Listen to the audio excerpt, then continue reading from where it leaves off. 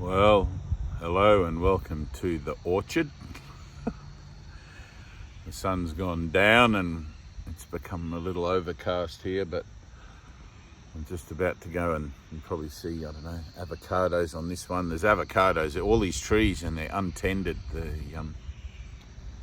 The people that used to own this orchard sold it to the council, and the council don't do anything with it. They just all fall on the ground and go rotten. So I've been basically living on a diet of avocados for a few months. Waste not, want not, as my grandmother would have said. So we're going to start the Zoom meetings again this coming Monday. So for all those people that have been writing to Tyna asking her to be included in the Zoom group, which is free, by the way, we don't charge for anything. She has a list of people and she will contact you, I think tonight. I just spoke to her. She said tonight I think she's going to get in touch with you all. And you'll get the link and be included in the group and all of that sort of thing. There's I think it's a messenger or a WhatsApp group or something. I don't really know about all those sort of things, but she does all that. And a group of helpers, I've just learned, of the group of people that are all gathering together, and she's sort of waving them, you know, what do you call that? Cracking the whip. And I'm just totally grateful. I'm just totally grateful for any help to try and get this message out and to make the awareness of the course and the teachings of the course more available. So that'll be happening, and we are going to start off with the 20-minute book, the reviews of the first 50 lessons, which is dynamite. If you think you've been to a Course in Miracles group before and you haven't done the 20-minute book review with me, you'll be in for a shock and an exciting time, an exciting ride. It's really quite cool.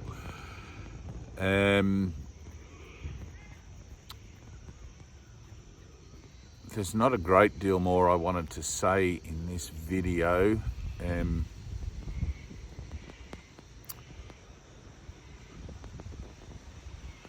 probably going to wait, I think, until after the Zoom to do a proper teaching video. And I haven't really been having too many people asking me questions about things, which is my usual prompt for making videos, etc., which is kind of cool because I look at that as a reflection of my own state of mind, and the less questions that I have reflected back to me and that come to me, the happier I get, actually.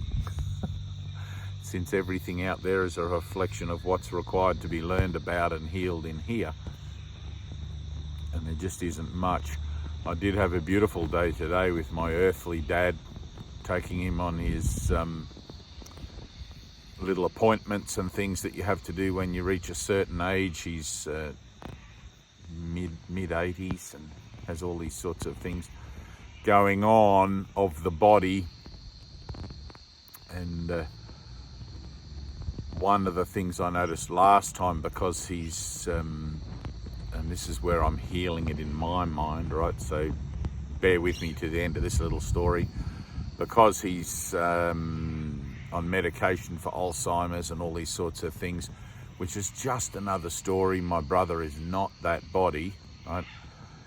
But because in the dream it plays out that we accept people as they are, you just accept things as they show up. This is Alzheimer's, this is whatever it is, this is what. If it comes with a name and a label, so be it. You just accept it as it is, exactly.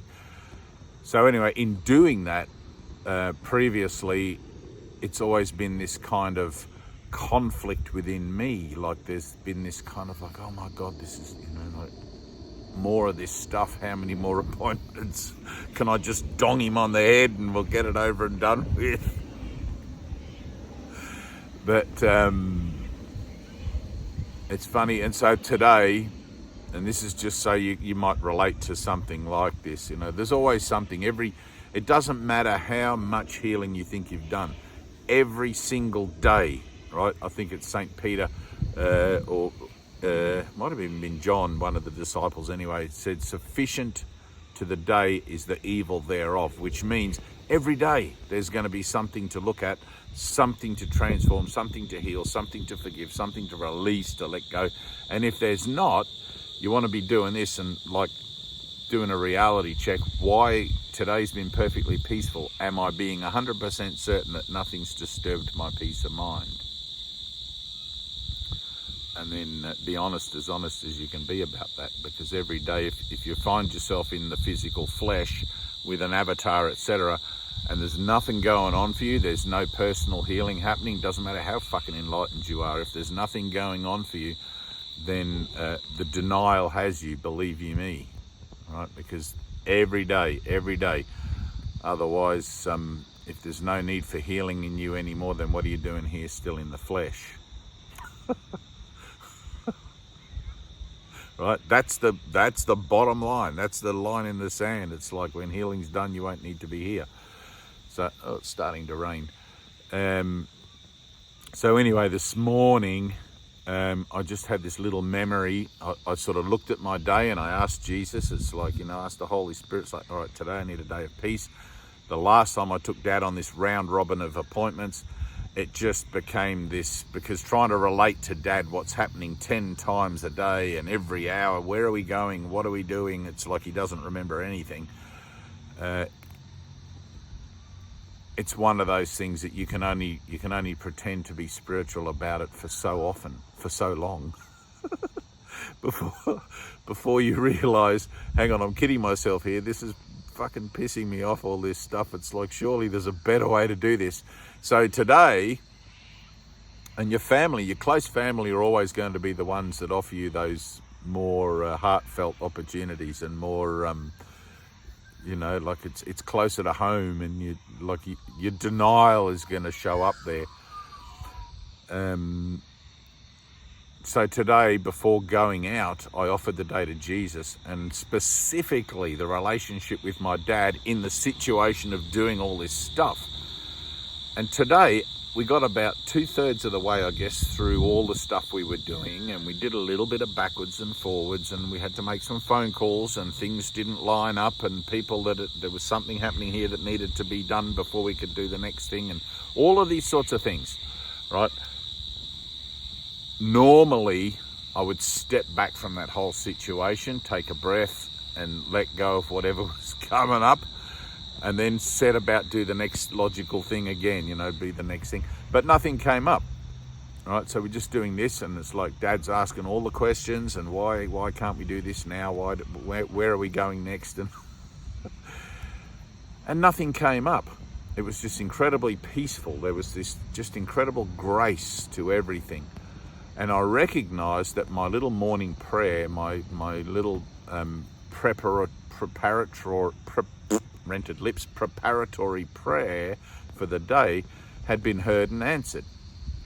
And the rest of the day went bubbling along in exactly that same kind of fashion, where everything that normally goes on, and my mind was just like this fluid kind of gossamer, you know, like wings of a dove, and just like it was just flying through everything. There wasn't any joy to it, and there wasn't any depression to it. It was just what was happening was happening. And when I dropped Dad back off at the nursing home, and when I was driving back here, I burst into laughter in gratitude to God for how simple that was, how simple the day was, and how easy it was, and how it all just transpired. And even to the point where at about 10 o'clock, Dad realised that the bar would be open somewhere, and so we went and had vanilla slice with beer. That's what he wanted to do. So I said, yep, okay. We went and found a club, and the kitchen wasn't open, but they could serve us cake, and they could still serve us beer, but the kitchen didn't open till 11. It was 10 o'clock. So we had vanilla slice, which was this massive wad of custard and cake, and like, it was horrible, but delicious, but with beer, and beer. And even that was remarkably, like, even though it was a horrible mix, even that was remarkably, like, unremarkable. It just transpired past everything, you know, it was like, and I had the most beautiful day with it. So I just thought I'd share that one. Usually most days I have something in them that is miraculous, and something in them that is just unexpected in how it happens and how it occurs. But it's always because you start the day off properly. You give your day to God, and you tell God the kind of day that you want, or Jesus the kind of day that you want. And if you've got anything specific, include it, you know, like whatever it is, it'll be perfect. And the only caveat to that is that if the prayer for the start of your day and for your day is just lip service, then all you will be aware of, you won't even be aware of the gift that comes back. You've got to really mean it. You've got to feel it in your heart, and it's like, all right, I really want this day to go boom, boom, boom, boom, boom, and dig in and offer that prayer. You know, I often say, don't offer a 2-pound prayer for a 10-pound problem. Feel it. Feel how much you really want, you know, because you'll be able to if you really feel. It's like, I really want to have a freaking good day with Dad today, da-da-da-da-da, all the details, da-da-da-da-da. But you feel it, you let yourself drop into it, and, you know, put yourself into that frame where you're being totally honest about it, and it's not just in passing, it's not just lip service. You're talking to Jesus and he's hearing you. You're speaking from the heart, and that's where you're heard from. And then that will automatically enter into your awareness as the receipt of the prayer, as the answer of your prayer. If it's just lip service, you'll be answered, but you won't be aware of it. You won't be able to take advantage of it. You won't have and take advantage, I mean, have the realization that your prayer was answered. And that's what you want, because all prayer, it's not about what goes on here and making it easy here. It's about making that connection with God and having it register in the mind that, holy crap, I just had a connection with God. I prayed, I was answered, I saw the answer happened, I can't deny it, it was a miracle, whatever you want to call it. And it's about that bing moment where God's a fact all of a sudden, right? And that lodges into the mind as an accumulative witness to the ongoing process of your spiritual transformation that gives it more credence, more value, and more authenticity. I don't know if that's the right word, but it gives it all of that oomph, and it builds you up in faith. That's what you want, to see that your prayer is answered, and to feel it in your heart, to offer it from your heart and receive that prayer. And mostly my prayers these days are just thank you, thank you, thank you. But this morning, when I realized what my day was to be about, I knew that, you know, you just know.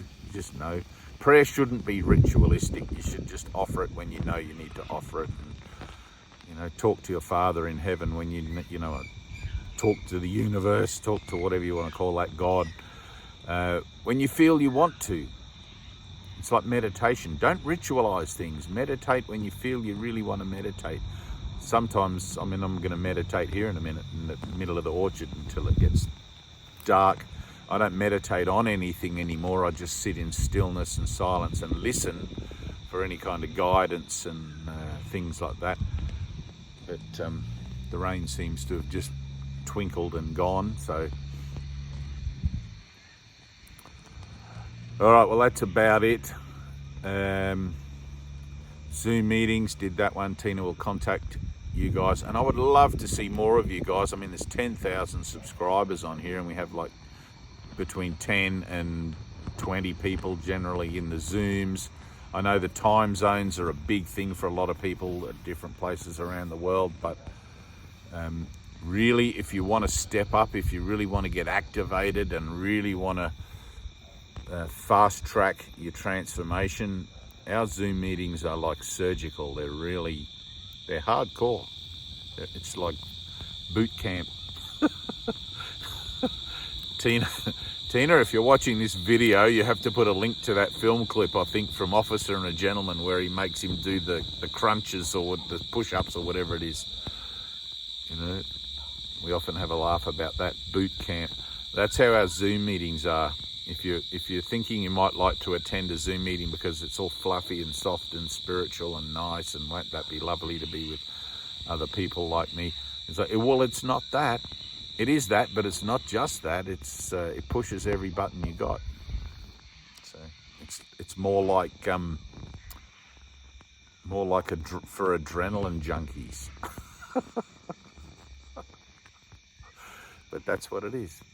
All right, I love you, and thanks for watching. Please like and subscribe. I always forget to ask people that. Like and subscribe if you've enjoyed this video.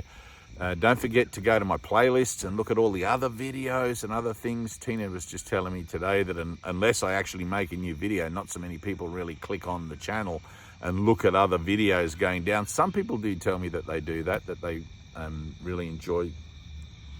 There's like nearly 500 videos or something. It's crazy. But who would have thought, huh? Nobody told me there'd be days like these. Just got the Beatles in my head then. Or it might be the Travelling Wilburys. All right, I love you guys. Peace.